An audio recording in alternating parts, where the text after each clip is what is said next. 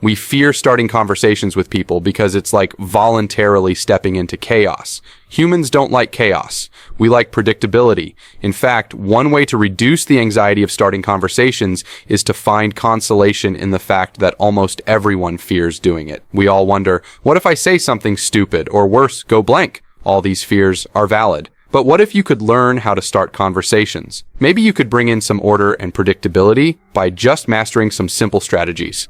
When you learn how to start conversations, doing it becomes a more deliberate and predictable thing. You reduce the chaos and become less anxious. Wouldn't that be great? Here are practical things you can do to be much better at starting conversations with anyone. 1. Ask for information. I moved into a new town a month ago, and this strategy helps me start a conversation with almost anyone. I've started conversations with lines like, "Where can I get a good haircut?" If the person doesn't seem to be in a hurry, I can then proceed to ask them if they also cut their hair in the same place they're recommending. Then they'll probably say yes and rant about how great their service is in the saloon. I then introduce myself and thank them for the information. By this time, we're already accustomed to ourselves enough to say hi to each other the next time we meet.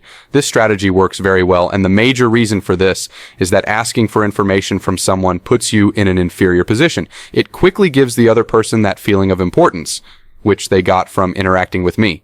Starting a conversation by asking for information is much easier when you have just moved to a new neighborhood.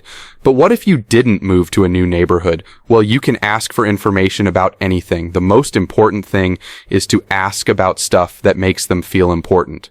People are usually insecure about how people perceive them.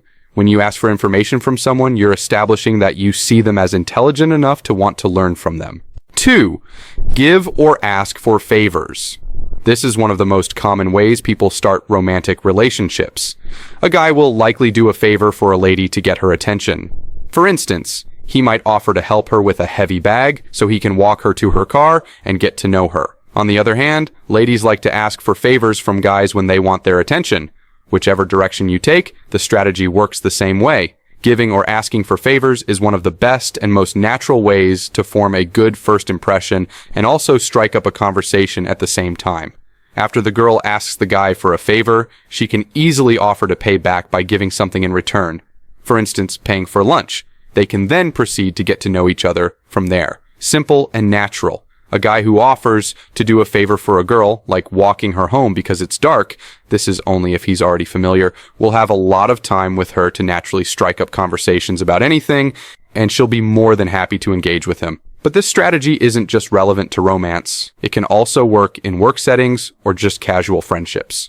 Asking someone to help you with simple tasks is a way of breaking the ice with them. When I ask you to help me with something, it means you can also come to me when you need my help. It's the Benjamin Franklin effect. We tend to rationalize to ourselves that we already like someone when we do favors for them. This makes us more susceptible to doing more favors for them. 3. Use the "I don't think I've met you before" method. Using this strategy depends on the social situation. If you're at a random park or you just moved to a neighborhood, it may be weird to walk up to a random person and say, "I don't think I've met you before." You're not expected to know everyone on Earth. However, if you're at a party where those present are your work colleagues, course mates, classmates, or people from your neighborhood, then it makes sense to walk up to anyone, look them straight in the eye, and tell them with a smile, "I don't think I've met you before. My name is Jane or Maxwell or Anita," depending on what your name is. 4. Compliments. "I like how calm and collected you are," Sonia said to me the first time we interacted at a course mate's birthday party. It's hard not to be happy to interact with someone after hearing something like that. Compliment puts all your insecurities at ease. Immediately after she said those words, I understood that she wasn't someone who was going to shade me for my personality, which I experience quite often. I could relate with her freely because I felt accepted already. Walking up to someone and telling them something nice about themselves is one of the best ways to start a conversation with them. Keep it simple and natural. You don't want to make it creepy like, "You look so hot. Do you work out every day or what?" Some people may like this, but for a first encounter, it will sound creepy to most people. Compliments that start conversations should be mild, natural, and sincere. The last thing you want to do is sound desperate. 5. Use intention. I learned this strategy from Vanessa Van Edwards, the head researcher at The Science of People, a human behavior research lab. It's especially useful for planned social interactions. Here's how it works. According to Vanessa, setting an intention helps guide your conversations. Let's say you were invited to a birthday party. Set an intention for what you want to get out of that social interaction.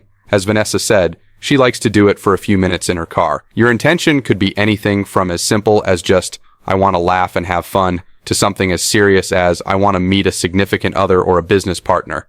Your intention makes your social interaction more intentional. It will determine the kind of people you strike up conversations with and the direction of your conversations. You will be less likely to go blank or get confused about what to talk about. 6. Have some cool go-to conversation starters.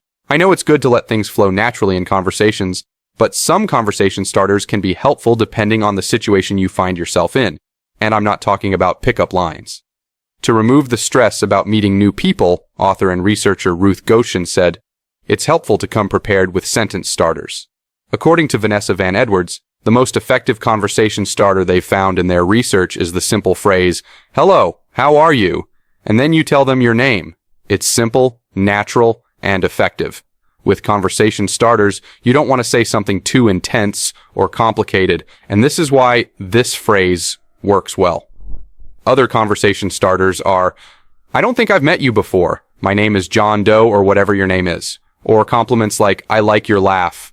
You could also have something for different situations, like when you're introduced to a group of friends and everyone suddenly falls dead silent because of the new person in the group. You could say, so, how did you guys meet?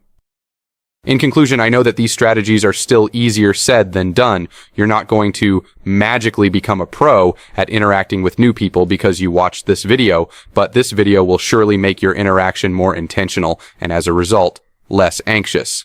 And when the anxiety is removed, you can let yourself explore until you get to the point where the strategies discussed in this video become intuitive. So, that's it for this video. Subscribe if you found it useful. I'll see you on the next one. Until then, stay amazing.